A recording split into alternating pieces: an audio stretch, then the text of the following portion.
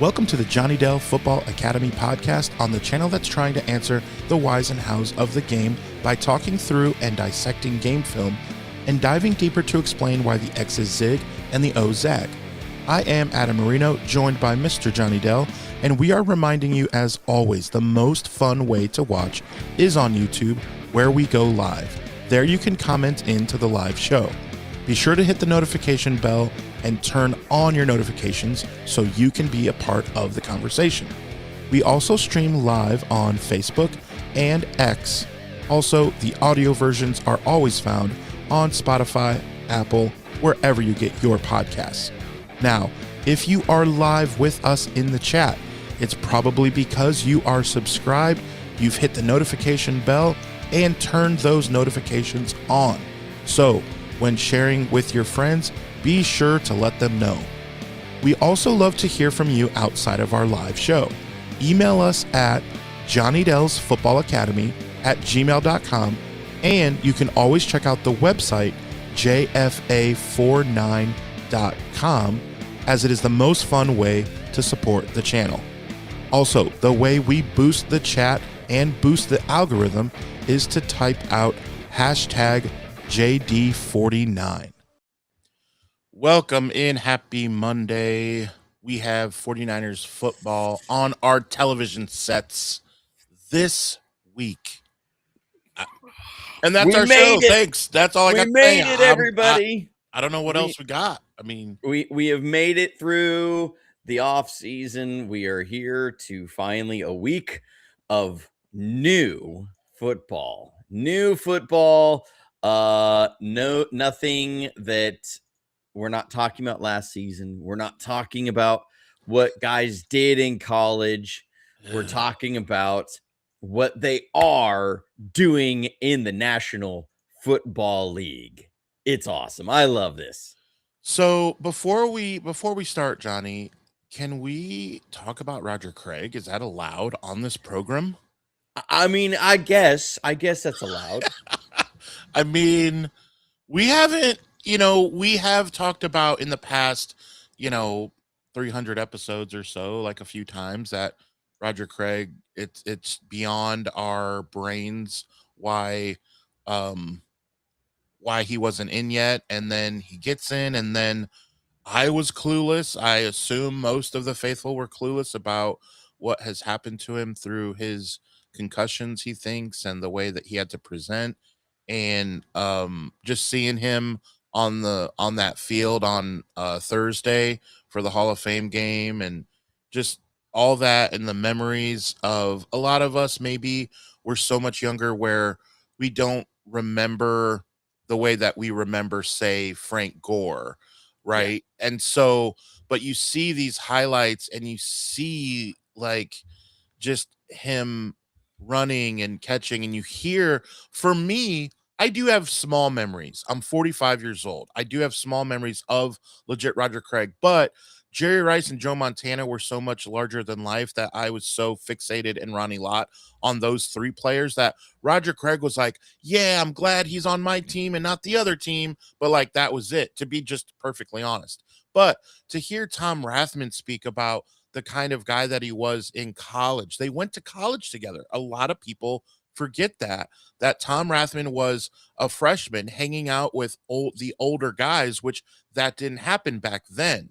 But now it does, because freshmen may play, but back then that was not the thing. And Roger Craig, his senior year in college, was asked to play fullback, and he just said simply, okay, as he was the best running back on the team. They got Rozier in, and all of a sudden, and so Rathman saw that, and then Rathman with the 49ers, just his work ethic, just listening to his interview on KMBR this past week, really struck a chord with me of like, man, it just made me mad, I guess, to say that he should have been in the Hall, whatever, 30, 25 years ago, whatever it is.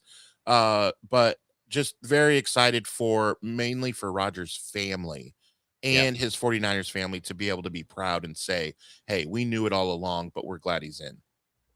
Yeah, and we've talked several times about Roger Craig and the impact he's had on the game and the evolution of the position the evolution of football, the evolution of how offense is operated.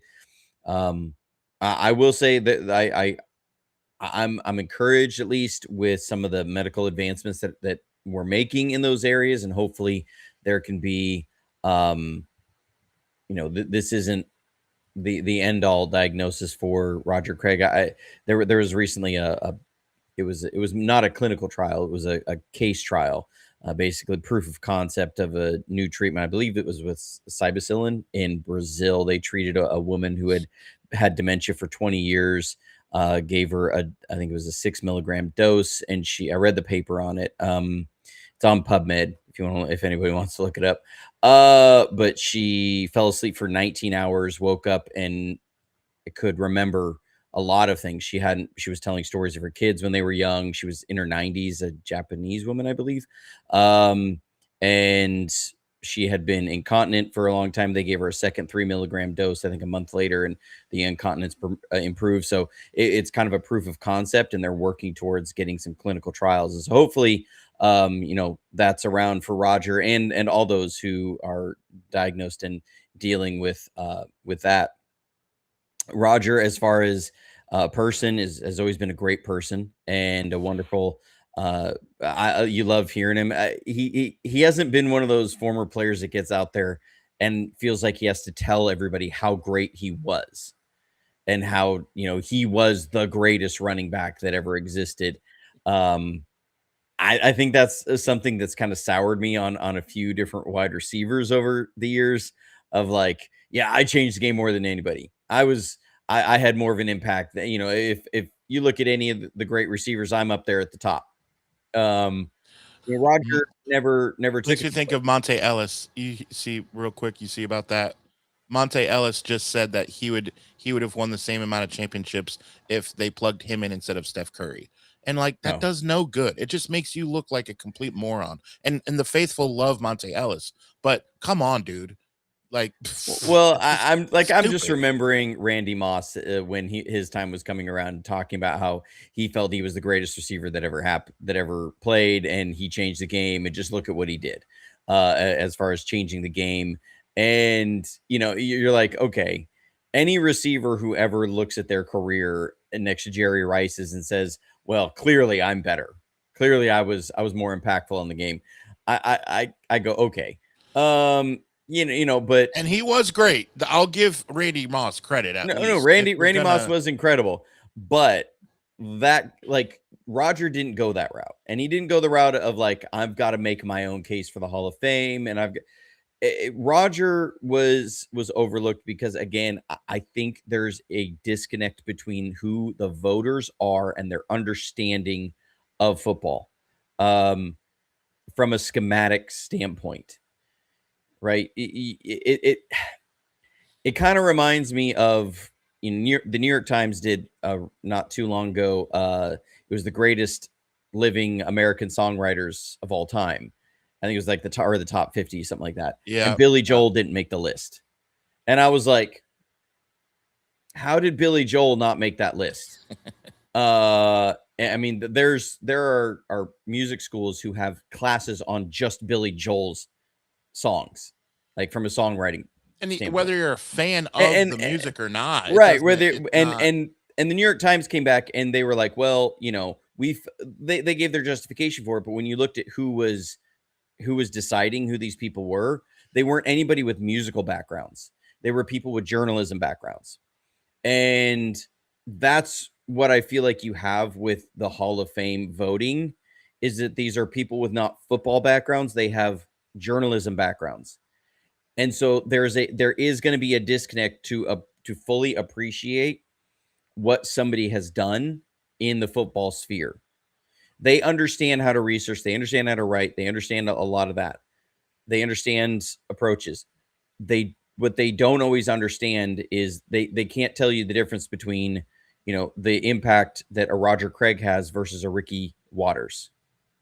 Like, if you're a voter today and you look back on those eras, you're going to say, well, are we going to put Ricky Waters in the Hall of Fame? There wasn't that much of a separation as far as some of the numbers, and they don't fully appreciate what he did as far as changing the game and changing how defenses had to play and changing how defensive personnel changed, because like that ushered out the era of the Dick Butkus kind of linebackers. You couldn't have those kind of linebackers anymore. They could not. That was a liability against a Roger Craig. And so it changes the way defenses play. It changes. Defenses start saying, well, we can't just sit back all the time. We've got to start coming with different pressures. And so I feel like it's been overdue, and he was constantly overshadowed by somebody who would come out and it would be like, well, this guy was put up really gaudy numbers during that time. And I go, yeah, but did they change the game? That was the challenge. And I do in one way feel like Marshall Faulk had to get in before Roger, but Yeah. Roger was the first Marshall.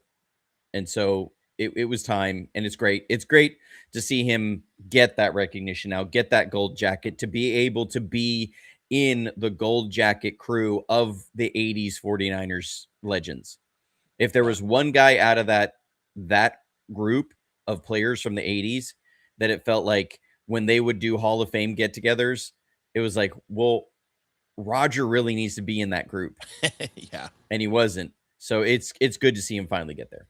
Better late than never. All right, let us get into the first player who need to show out this week against Robert Saleh's Tennessee Titans. Yeah. Yeah, we are rolling. Gonna be facing off against the Titans with our old pal Robert Saleh, who's doing yeoman's work over there in Tennessee, trying to rebuild a franchise that has been on some tough times. They've been ever since Rossini's boyfriend left. That they've been struggling, having a winning record. And so good to see Robert Saleh over there, and interested to see what he's doing with that team. I want to see what he does with Femi Oladejo. I love that kid. Loved him at the Senior Bowl. Robert Saleh gets to get his hands in there and work with that kid on development. But we're not as much worried about the Tennessee kids. We're worried about ours. Yeah.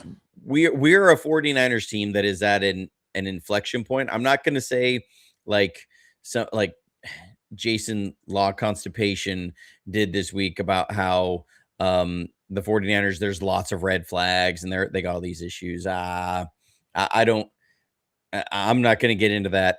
The 49ers, yes, they have some aging stars. That's fine. A lot of teams have done really well with aging stars.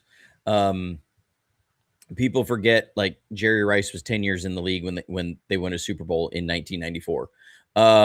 So, I mean, in 1994, people would have been like, well, Jerry, he's an old receiver now. We got this aging star. And so, Steve Young was on the wrong side of 30 at that time as well. The 49ers in 94 were not necessarily a young team. This is a team that doesn't, what I'm trying to say is that doesn't preclude you from being a great team. We've seen Travis Kelce still helping the Chiefs get championships there as a prime part of what they're doing. This idea that the 49ers, because they have aging stars, can't do anything. Okay, no, I don't buy that at all. Like, I'd rather have aging stars than no stars. Because that's how you end up like teams like, well, some people who are really bad. None come to mind right at this very minute, like the Raiders. They have like Max Crosby and that's it. But the 49ers need some of their young guys to start really coming into their own and showing that they can be more than potential, and showing they can be more than guys we sit here and say, well, they could be really explosive. They could be really good. They could be a really key part. There's a lot of upside there. We need to start moving past that with this draft class from 24, 25, 26. These last 3 draft classes have got to start showing out and showing, we are here and we are the new class of 49ers, and we will be the guys that you'll be buying our jerseys for the next 10 years. That needs to start now. So who you got first? Gosh, you're not even giving me a moment to catch my All right, thoughts fine. here for 2 I seconds. will remind everyone. Let me. No, that's not it. So I have it off to the side, and then I have other shirts off to the side. Here is the catch. So the in the show notes, in the description, be sure to, if you have not already, the turbans are in. Just kidding. That is the inside joke with Dr. Steve. I don't even know if Dr. Steve is with us, but we all know and love Dr. Steve. But your hats, your tote bags, Johnny always sports now his. I have mine at the office. I should just bring it so I can just drink it here too. But I get more use out of it at the office. I'm at the office Water bottle. more. Yeah, I'm at the office way more than I am in my home studio. So honestly, it gets a lot of usually use. works out that way. Yeah. Okay, so we'll dive into this. The 5 guys I think need to show out most against the Titans. Here we are at the preseason first game, our first look at these guys in their new roles and these different things. Guys that are probably going to get a longer look in the game. We're not going to you're not getting a long look at Trent Williams. You're not getting a long look at Colton McKivitz. You're not getting a long look at Brock Purdy. They're not going to put Mike Evans out there. Of course, he's still working back from a quad strain. But guys that I say, okay, I think they're going to need some, because they need reps, and we need to see what's there in the game. First guy I have up, Nick Martin. Nick Martin was somebody that when we drafted in the 3rd round, felt like a massive reach for a lot of people. But when we put on the tape last year from college, man, the speed just jumped off the tape. Incredible speed, incredible closing violence, an ability to make up ground. And so Nick Martin has been one of those guys who has been potential so far. Now, when we drafted him, I did talk about that. I thought he was about a year project because he needed to put on some mass. He was a little undersized for an NFL linebacker. So he needed to get a little bit bigger, and he needed to learn the nuances of coverage. That was something that he struggled with early. We saw him starting to develop a little bit during preseason last year, and then everybody started acting like, where's Nick Martin? Where's Nick Martin? All last season. Remember, I had already said at the beginning of, or before the season started last year, he was probably a year project, that it was going to be about a year out. So I wasn't surprised that he didn't get a lot of playing time. I felt like that was pretty much what you'd expect. The reason why they spent a 3rd round pick, because people say, well, you don't spend a 3rd round pick on that. Well, you believe that the traits are elite. And so his speed at linebacker is extremely rare. His instincts, his ability to arrive with violence are all rare for the position. So yeah, you do kind of spend a 3rd round on that, but he's got to now justify a 3rd round pick. So he needs to be in this game. He needs to remind us, he needs to give the kind of same flashes that we saw from D Winters and going into his 2nd year, when everybody started getting really excited about D Winters. And he started making some big hits, and he started making some plays. Now, D Winters was still a very raw at that point, so I want to see him more polished than D was. D just had some really splash plays, but there was a bunch of plays where he was just running the wrong way and he was out of position. But I want to see that kind of development. I want to see him have the same kind of developmental track, but be even farther ahead than Tatum Bethune was last year. Tatum Bethune, when he came in his rookie year, I remember watching it and I was like, okay, I like the way this kid feels against the run, but everything else is extremely raw. He's got a lot to learn.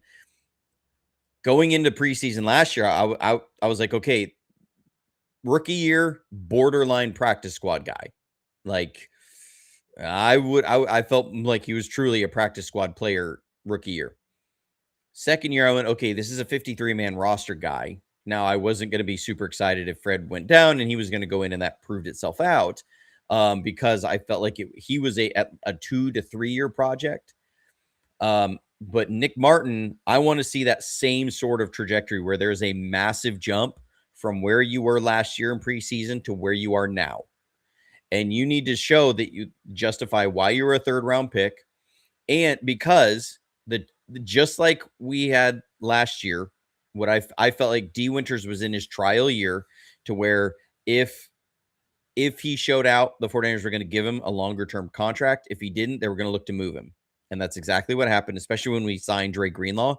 Right now, Nick Martin and Dre Greenlaw are competing for who's going to be the will in 2027, 2028, 2029.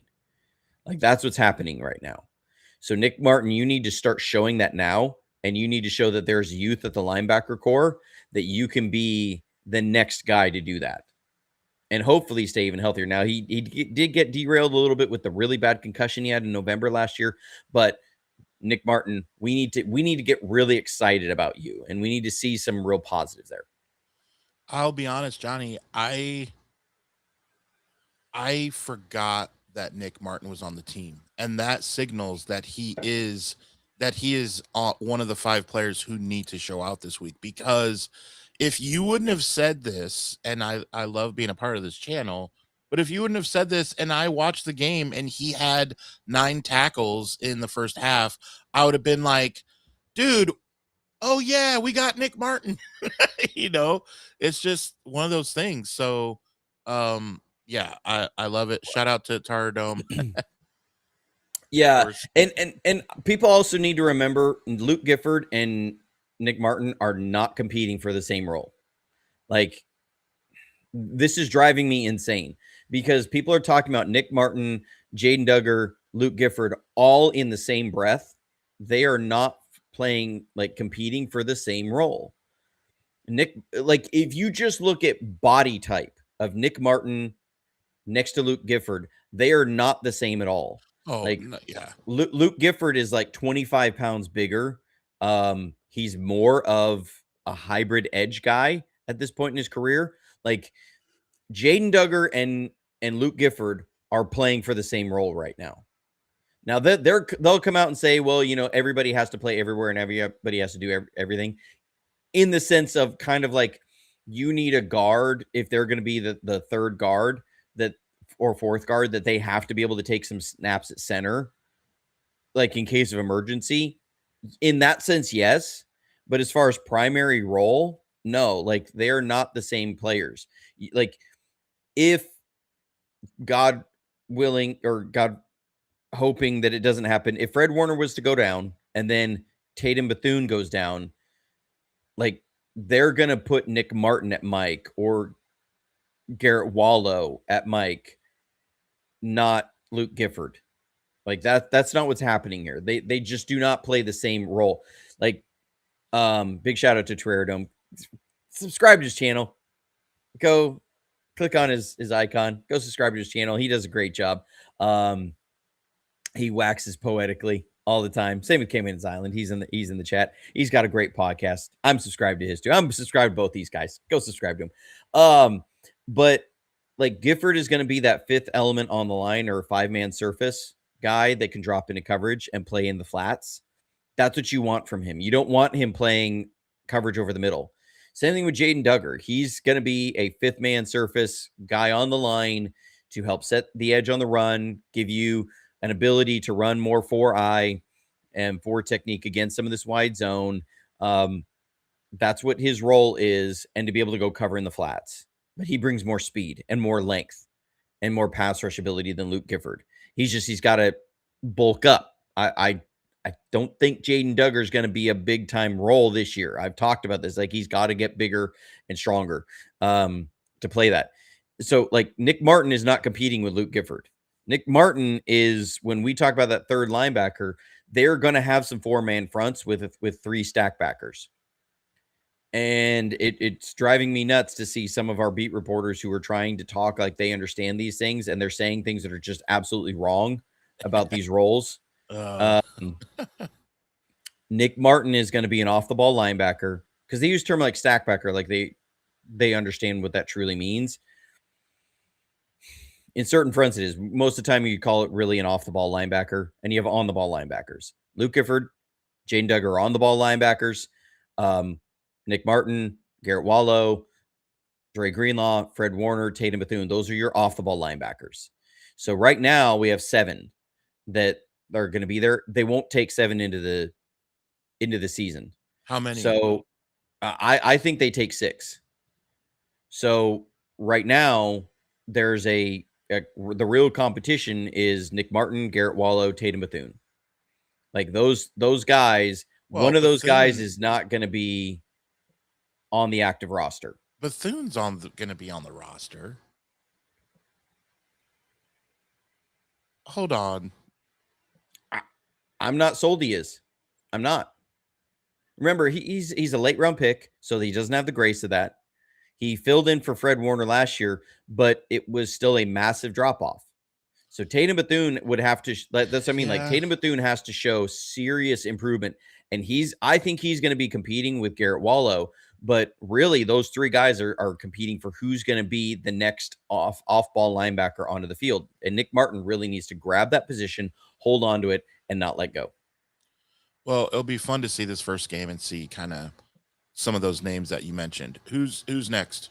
All right, next up, Jordan Watkins. To me, Jordan Watkins has got to start showing out right now. We are obviously down Ricky Pearsall. He has got to show that he can come in and be Ricky Pearsall 2.0 because he's going to play that same sort of role. So we saw some flashes from you. You know, you're there. You got this other kid from Ole Miss who came in and filled your spot at Ole Miss after you were drafted by the 49ers in Dejon Stribling. So you need to show why we invested a draft pick in you, the upside of all that explosive speed. You got to show you have better hands, and you got to show you can stay healthy and that you can understand and you can block. So we got to see Jordan Watkins make it through this game and make a big impact, because this is somebody who needs to show up. He can be more of an all-around wide receiver than Jacob Cowing can be. So we need more depth at receiver, and we need youth at receiver, because we cannot rely on Mike Evans to play 80% of the snaps. I think Mike Evans is going to be best suited at 60% of the snaps. So if that's happening, and same thing with Debo, like Debo needs to get about 65% of the snaps. That means there's going to be a lot of snaps at X and Z that are going to be open. To me, Jordan Watkins needs to be your number 2Z, and he needs to show he can be your number 2Z, and he needs to get in there and do that, and also show he can play slot. Like, he's got to come in and carve out a role and carve out a spot that he can show all this, but you got to show you can block. You got to show you can stay healthy, and you got to show you can make catches over the middle. So Jordan Watkins, I need to see a big game from you this week. So I'm curious, and the chat as well. Is he on the hot seat? Does Junior Bergen make it over him? Like, what has been the issue overall besides just injury with Watkins, do you think? As far as I'm hearing from this camp, he's got a number of drops, and he's struggling making some catches over the middle, but he's generally being highly involved in the offense. He is getting a lot of targets. So it doesn't sound, but I need to see a little bit more of this. The biggest thing I see is, okay, as far as some size, I like his size. I like the height, weight, speed metrics. So now we need to see that translate to the field. As far as enticing, he's somebody who's enticing as a receiver. So I want to see that translate to the field more, because I think the upside is there for what you want from a receiver and what we have. I mean, he's almost 200 pounds. He's 5'11", and he runs a 4.4 40. Like that's good size for a NFL wide receiver. That's, right around where you want. He's not tall enough to be that X. So that's what I mean. He's like that Z. He's right around the height that I think I think Ricky's 6 foot, 5'11", 6 foot. So he's right around in that same size. You need to be able to show that you could do what Ricky was doing last year with some of the route running, because he brings that speed, explosive element. So and he's thicker than Jacob Cowing. So you could put him out there and he can block. a little hopefully better. So that's what I mean. Like I see the height, weight, speed, all of that together. He's more ideal for me to have step up than Junior Bergen, Jacob Cowing. Like if he steps up, that's a bigger needle mover than those guys. Does that make sense? Yeah, but what about Bergen's special teams as returner? Does that put I mean, him? yes and no. Like special teams are special aren't special until they are. It's like we special teams are the back burner until they start costing you games. So I get that element of it, but I look at like Debo. I think he can do it. We've seen him do it. I think Jordan Watkins could. I think he did it at Ole Miss. And Jacob Cowing, I think, could be a perfectly fine returner. I think any of those three guys, for me, with the state of the team, you need what would be best for this team going forward. With the way that things are going with Ricky Pearsall, is Jordan Watkins and Dejon Stribling to be the future of your wide receiver core and to show out. And that's got to start for Jordan Watkins this week. Yeah. Again, just another time me saying I'm excited for Thursday to see some of these guys. Who is next? We are talking through 5 players who need to show out this week against the Tennessee Titans. Number 3 on the list. Number 3 for me is Marquise Siegel. You need to solidify your position as a top safety on this team. Right now, there's an opening with Malik Mustafa out. For me, I think you need to go and take Jair Brown's position spot. Like that's what I think, because I think there's more upside with you. You've got to show you have a grasp of the defense. You've got to show that you can communicate that defense and the nuances of that defense to everybody else. You've got to show that they can harness and let loose that raw physical ability and talent you have. Physically, I think him and Mustafa are the most gifted defensive backs we have, just from a physical standpoint. Their speed, their physicality, closing, length, all of that. Like they're the most gifted guys, I think, in there. And he's got to show it. Like I was real high on him early in the year last year. Then the communication and stuff started becoming overwhelming for him. They felt he needed to sit down. So now you've had a year to reset, to adjust, learn, get comfortable with all that stuff. Go play and play some great football. I'm rooting for this kid all the way. We need a big needle mover at safety. You have all the potential in the world. It's time to start showing that potential.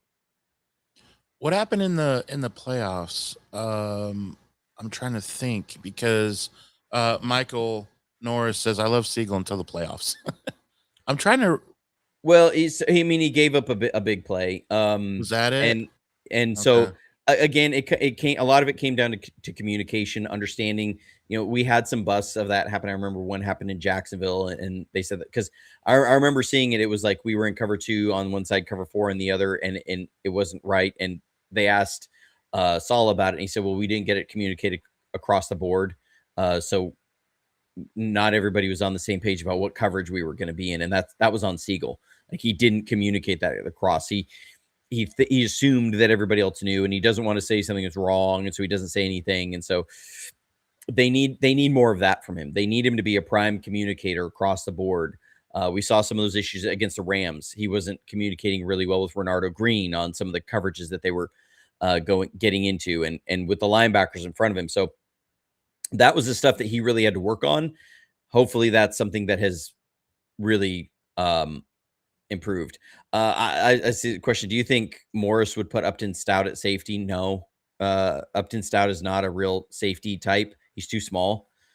He's about 20 pounds lighter than any of our safeties. Our prototype for safety, if you look at, like, if you're to say, okay, look at the last 5 safeties that's played for the 49ers, and you write a position group standard right up on it, like say, okay, what's their height between, what's their weight between, what are their 40 times? Like this is what they give to scouts when they say, okay, when you're looking at safeties in this class, Here's what we're looking for. We're looking for somebody between 5'11" and 6'1". We're looking for somebody that's between 200 and 210 pounds.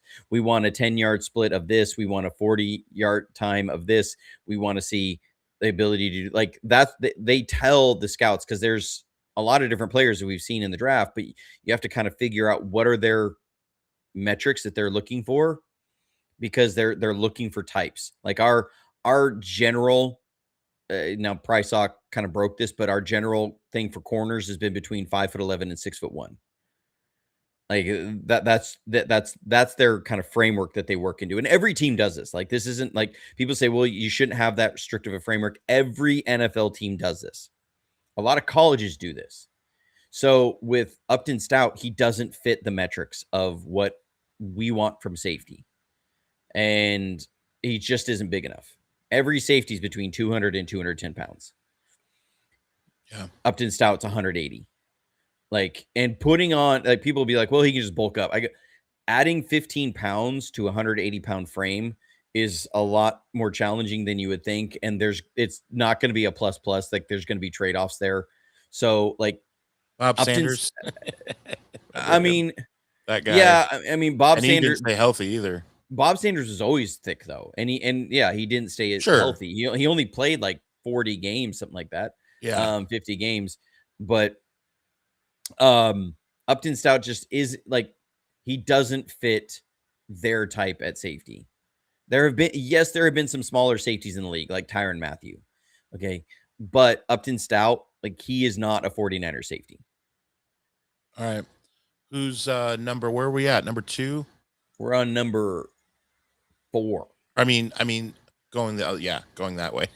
Yeah. We did 1, 2, 3. Yeah, number 4. So this one, I think math is hard. and I'm kind of putting these in order of importance too. You know, I think having that third linebacker that can come in and fill in, because I think Dre Greenlaw is going to miss time this year. He's never played 17 games in a year. So, like, you got to have a linebacker, and then come in. You don't have a huge drop off with the injury to Ricky Pearsall. You've got to have another explosive receiver who can play Z and do that really well. We've got to have a strong safety, like, and not meaning the position strong safety, but I mean like a very good safety. We've got to strengthen that position group. The other one is a big gaping hole as a starter. And so I'm putting 2 guys here, Connor Colby and Carver Willis. So Carver Willis has been out in the concussion protocol. I'm not like I don't know how close he is to returning. You know, they're always like, well, he's in the protocol. He needs to get back. Like, and I don't mean this in like, he's got to rush himself back. Like, there is a need for him to be back, be out on the field. Connor Colby, who started impressing everybody when the pads weren't on. And I was always very reticent. I was like, I just looking at the film last year, I don't see this as a potential like high-end starter at left guard. I think he's got some movement skills they like, but the deficiency showed up so quickly and so glaring. I'm not sold with Connor Colby at all. I think he was at best a 2-year project. Carver Willis, I think, has the ability to step in early, very early from his college film, but he's got to get out there on the field, and he's got to practice, got to get some reps in there, and he's got to play in preseason. And if he does, he can earn that spot. I'm not excited about the idea of Brett Toth being our starting left guard. I do have a lot of excitement about Carver Willis being our starting left guard. I think there's more there. Yeah. And so I think Connor Colby, you know, there's been this thing. He wasn't playing. He was running with the ones, and he stopped playing with the ones, and he was over getting reps at right guard. And now the reports coming out, he's losing a lot of one-on-ones because the pads are on now. And that was always his problem, is that when guys start, his biggest problem is that he can't handle an inside hand punch. So he steps wide, they punch to his inside shoulder, and he overextends. He loses his balance. He doesn't tie everything together. He doesn't settle his feet and balance and provide a good base behind that inside hand punch. And he gets overextended, and guys beat him on the inside every time. It became a massive liability last year. We were having to have Trent Williams help him to his outside so that he wouldn't have to be a strong inside hand puncher, because that was his thing. Guys would attack his outside shoulder. He'd punch really hard with his inside, and then they'd break inside. So they made it so he didn't have to play in as much space, so he could stay square. Like that same bugaboo sounds like it's popping up in training camp now. So for me, I'm like, Connor Colby, if you want to stay on this team, you need to show it in preseason that you can fix and remedy that. And if you don't, now I'm like, this is kind of you might be on the practice squad this year at best if you can't fix that during preseason here. Carver Willis, I need to see you be somebody who can come in, solidify that left guard position, take it and earn it and run with it. That's what we need to see. I have a feeling that Carver Willis is already being slotted, that they want to push him in there. They're doing, I think, what they did with Upton Stout last year, which was, this is our guy who's going to play nickel, but we're not going to tell him that he's earned that spot because we need him to be out there and scratch and claw to earn that spot. But I think they've already penciled him in. That's just what I think. So Cayman's Island asks, is Colby fixable? I want to see what you think. Yeah. It's tough. Well, I mean, it's fixable, but considering that we're seeing these same sort of red flags that I saw last year, it gives me big concern, because it wasn't like he didn't have, like, he was rehabbing this offseason and he didn't have the spring drills. Most of what Chris Forster teaches for offensive line footwork, body mechanics, happens on the field during their block 2 of their spring training time. They get 3 weeks in there, and they go out almost every single day. Now they're not allowed to go full speed, but I've watched some of the spring drills that they tape it, that they work on body mechanics of climbing to the second level, of working combo blocks, footwork off the line. They work on all these things. And so when that's still an issue here, as far as the mechanics, that's why I got to see the tape. I want to see it from preseason, but I start going, okay, this may be unfixable, and it may just be a thing. I had a very wise person once say to me about, and he was talking about people's like personal struggles, but he said, you can't always heal somebody's broken leg, but you can teach them to learn to walk with a limp. Maybe you can, if this isn't fixable with Connor Colby, you can't fix the broken leg, but you can teach him to walk with a limp. Like, you can teach him how to play around that, but it's gonna cap his ceiling, right? So, like, if he can't fix it soon, if it's not something that gets fixed real soon, he's going to be the kind of player that you say, well, he's always going to walk with a limp, and he's going to have a ceiling. He's going to be a liability, and you're always going to be looking to upgrade over him. So that's how I look at it. Now, how do you look at this? Because the chat is going off. They are wild. Do you think Connor Colby's better with his achy breaky heart and a mullet, or he should go I'll be sure and get a fade? This is serious. This is what the chat wants to talk about. So we're here for the chat. Mullet or fade? I will say this: until you can rock the field like a rock star and you can command the stadium, then shave the mullet. You don't have the swag to pull off a mullet. Okay, I'm with that. Okay, we have spoken, chat. That's the right answer. All right, so we have one guy left? We have one guy left.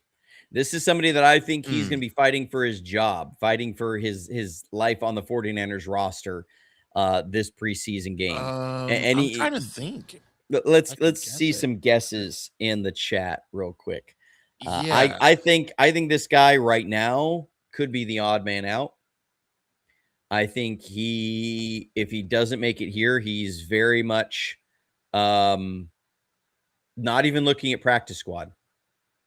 I think they're looking at straight cut and becoming one of the biggest what ifs. Eddie Pinheiro. I just started making like random, like, no way. Um, give us okay, offense or defense? Give I'm us not that. there's only 90 guys and there's Uh, there's like 40 okay. established starters. So I mean, come on. Well, Cowing is my was my guess, Guerrero and Dome says symmetry possibly Renardo Green. Renardo Green is the starting or cornerback number 2. He is not fighting for Jacob his life. Cowing. There's some other guys in that secondary that are fighting for their lives. I- And It's Jacob Cowing then to me. That's what everyone else is saying. the chat's on it. It's Jacob Cowing. So Jacob Cowing has to show. He has to show something. Yeah. We've been filled with the last couple years of Jacob Cowing has been the shorts and t-shirt champion, Yeah. all-star.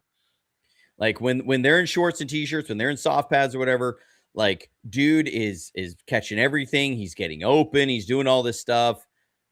Then the pads go on and we stop hearing about Jacob Cowing for a while. And he's in danger of becoming Danny Gray 2.0. Gosh. And now, like the 49ers, like Kyle Shanahan wants 4-3 speed from a slot guy. He wants 4-3 speed from a slot guy. If you look over his career as an offensive play caller, he has always either had that or tried to have that. Even with his time here with the 49ers, we had Marquise Goodwin. Once Marquise couldn't stay healthy, we immediately drafted Danny Gray. When Danny Gray could not prove to be on the field, we drafted Jacob Cowing. Like when you go back to his time in Atlanta and you go to his time in Washington, like in Washington, he did Santana Moss. Like he's always wanted that slot receiver who could have that 4-3 speed. So Jacob Cowing, you have a specific role that your head coach wants, but you have not been able to get on the field. And some of that's been, I mean, last year was all injury. Okay. So I'm not faulting him for that, but you are in year 3 now. You will not make it to year 4 if you cannot show that you can be a contributor, and that has to start now.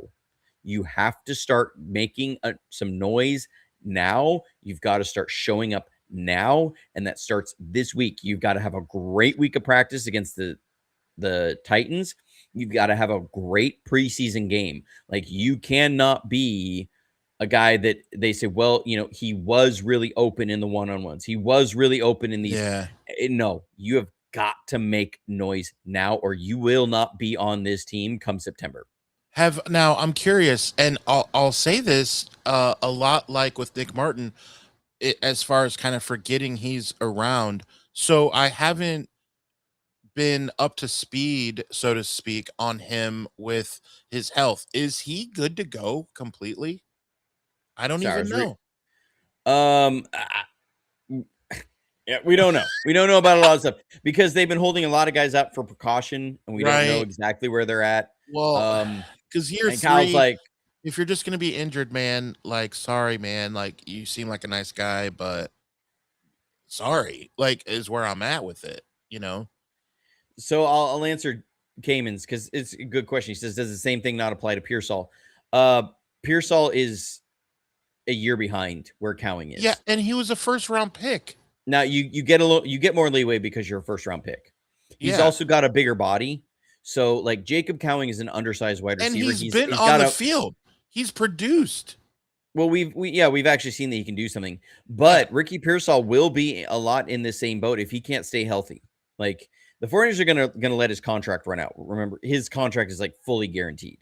So there's no benefit outside of you just open up a roster spot. If the 49ers really feel like Ricky Pearsall going into next year is just not it at all, and he's wasting a roster spot, they'll IR him. That's what's going to happen. Like, and with the possibility to designate for return.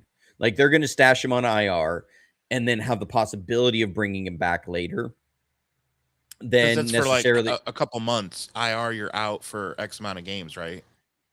well, there's 2 ways you can do it. Like, I think they have to be on the active roster come the first year to be eligible to return off IR. If they're placed on IR during training camp, I believe I could be wrong on that, but that you're just out for the year. So like if it comes through like where they're like, man, because the thing is, what you don't do is you don't cut a guy who it's not going to gain you anything on your cap. You find a way to hold on to that player. You just get creative in how you stash them. Yeah. Right. Because again, if Ayuk. what you don't want to do is get into November, you've had 4 wide receivers get injured, and Ricky Pearsall, you may think, well, there's not a lot there, but when he's been out there, he's shown that he can be better than a guy we sign off the street right now. So like that's why you do that. But Yeah. as far as Pearsall, yeah, he's just got another year of grace right now. We're going to be saying the same things a year from now about Pearsall, is that it's time for you to show it. Like we've been talking about your potential. We've been talking about this. You can't stay on the field. It's time for you to show it. Jacob Cowing's in that, but he doesn't have as much leeway because his contract is not fully guaranteed. He's not a higher draft pick. So and his height weight limits his role. So like he's got to be out there and show that it is worth keeping him as the 6th wide receiver, because that's what he's fighting for. Like you're gonna have Mike Evans, Dejon Stribling, Deebo Samuel, Christian Kirk. It's gonna be like there's 3 guys that are in the last 2 spots. There's really they're only gonna keep usually 6 wide receivers. They may keep 7, but I'll be surprised. They generally haven't in the past. So those last 3 spots are going to come down to Jordan Watkins, Demarcus Robinson, Jacob Cowing. Somebody in there is going to be the odd man out. It's Cowing. Right. And right now it's Cowing. Yes. Right now it's Cowing. But again, that's why I say he's fighting for his NFL life. Yeah. Like this is the biggest week of his career. He's a beast at flag football. To do it. Yeah, I mean, once the pads aren't on, like he's got to prove it now. Like this is his moment to show he can stay on an NFL roster. If not, he's going to be going and looking for work here at the end of training camp.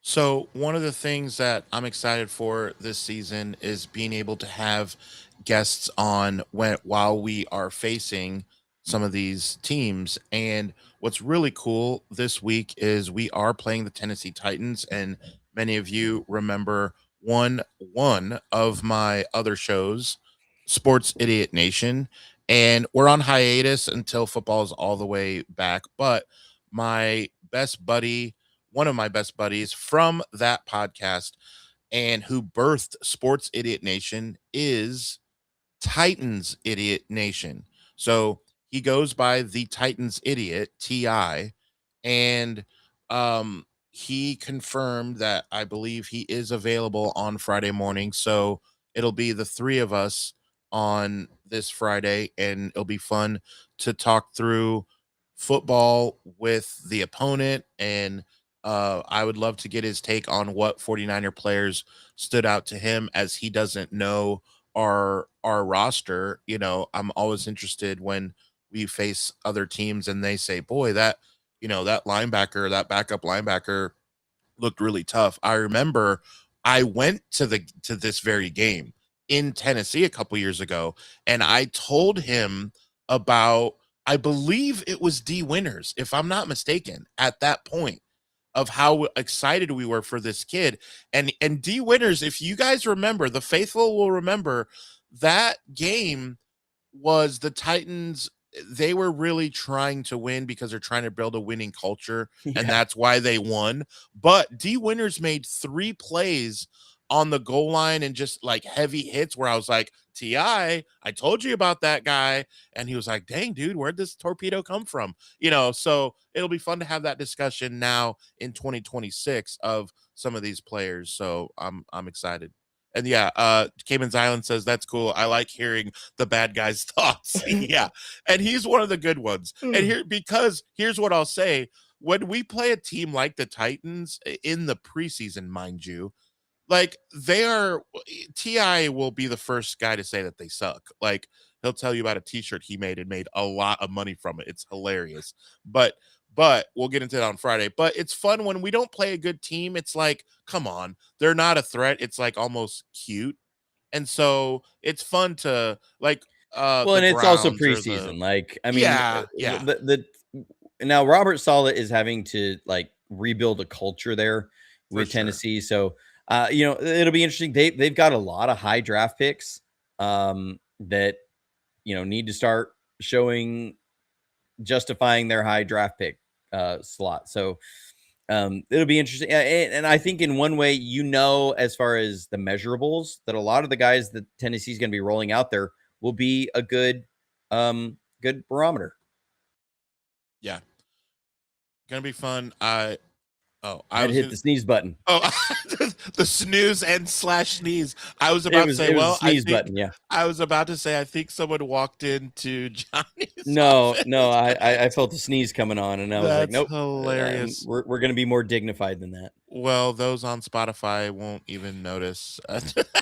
Which, a reminder, you can catch us wherever you catch your podcasts. However, the most fun is, of course, to be on YouTube, and the most fun is by hitting the notification bell, of course, subscribing, taking your phone right here and showing it to Niner fans. Remember, right here in the description where we talk about the 5 players who need to show out this week, in the description there, you click the link and it will take you to, yes, a smeeze. But yes, it'll take you to the link so that you can check out some of the gear, the t-shirts. Here we go, the hats, all this stuff, women's as well. Very cool. So make sure we you even click got the link. a youth t-shirt. Oh, nice. I made it. I actually made it for my kids, but I haven't gotten one yet. But you might as well. Nice. My favorite is the Super Bowl 23. I like the catch, but I love the Super Bowl 23. That's my personal favorite. Nice. Is this one. John Taylor. So, Johnny, I want to ask you about this here. Can I submit a play to you in 49ers lore? Will you create new ones then, or what's the deal here? My plan is, or what? I don't want to flood the store with all the idea. You shoot all your shots at the beginning and then you got nothing to develop. We'll be coming out with a catch 2 shirt. We'll be coming out with a catch 3 shirt. Man, these are some of the most Young memorable almost plays. falls down. I love that call. Young almost falls down. Like, remember, he got stepped on, right? I think. Yeah, against the Vikings. The Packers. Or no, no. Yeah. You always do that. You always do that. I don't know how you get mixed up, but you do that. Well, because he almost fell down against the Vikings. Yeah. But this was against the Packers. In the slop. We'll be coming out with those. That's coming down the pipeline. We'll have a few others. Just maybe a few others. Sprint right, option pass. If it's not there, simply throw the ball away. 22 Zian. Yeah. But and like Mike B said, there's only one that catch. None of the other ones mattered. I will say, they were great moments, because what I'm looking for is people, my generation and then younger as well. Like, if you're 35, you don't remember the catch. You weren't born yet. And like Alex Tavernan, but you remember the catch 2. Younger, you may not even remember the catch 2. You may not have been watched. He caught it. But Owens caught it. But you may have known the catch 3, against Davis or to Davis in the end zone. So like I want to have moments that different generations can appreciate. I remember the Garrison Hurst from the 4-yard line in week 1 against the Jets in overtime. I mean, with T.O. blocking down the field. Now, I get, like, how watered down do you want this to be? You want these to be special, like probably playoff. Even the Alex Smith run, the designed run. I mean, the balls to call that play, like, is more needing of a t-shirt. As Wifey checks in. Hey, Don. Hey. Well, that's bye. It's time to come home. Yeah, and we are wrapping up. But so I guess I'll let the cat out of the bag on these things. I also don't want people to leap in front of me. But my thoughts are catch 2, catch 3, the pick at the stick. Okay. Have the defensive side. What that is, Navarro Bowman against the Falcons to seal the NFC Championship game in 2012. Wow. So I want to do the pick of the stick. Okay. I've been debating about one for like the 49ers era, or not the 49ers era, the Kyle Shanahan era. There hasn't been a signature, this was the moment. Right. The closest thing is one that I'm not going to do, because I'm not going to do the ladybug catch. Oh, screw him. Yeah, exactly. Like, dude's never been the same since that catch. Actually, if you think about it, like, we thought that was the emergence of a hero, and that was the emergence of a villain. So right. Yeah, screw that guy. Because since that moment, he has never been the same. So I'm not doing that one. But like, I've been trying to rack my brain about one for the Kyle Shanahan era. Yeah, that'd be interesting. I would love to see some emails come in on ideas for that, Johnny, from the faithful. I mean, we wouldn't be here without them. I mean, it could be the Greenlaw goal line stand. That was a pretty big moment. Could be the Jaquaski Tart dropped interception. Could be Jimmy G missing the post to Emmanuel Sanders. It's more missed plays than it is made plays. It could be failing to block because he drew it up correctly. What if you just put across the top? Listen, he drew it up correctly, and then it's the play. We didn't execute it. Like, man, that would. I think Ti will design those on Friday. It could be failing to block Jones down at the goal line. Unfortunately, those feel like the most signature moments, because like a lot of the other games weren't right down to the wire in the playoffs. Like the Packers game was, but what play in there would you say was the play? Like it was a great 4-minute drive.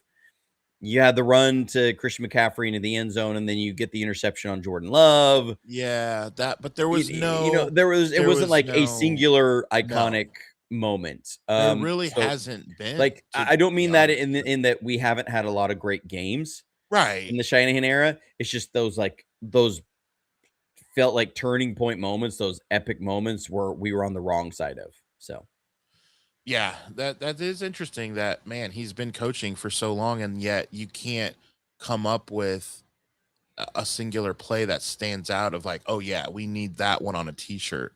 So it's interesting, but yeah, there's plenty of others, the catch 2 and catch 3 and the pick at the stick. You'll just have to wait and see. Again, make sure you are subscribed, make sure you are showing the channel to as many Niner faithful as we can. Stay tuned. Also, hopefully, if everything works out, Friday we will have a special, super hilarious guest. Great guy. I personally vouch for the hilarity of this guy. Great dude in Nashville. So, in the meantime, in between time, stay safe, stay healthy, and this Thursday, go Niners.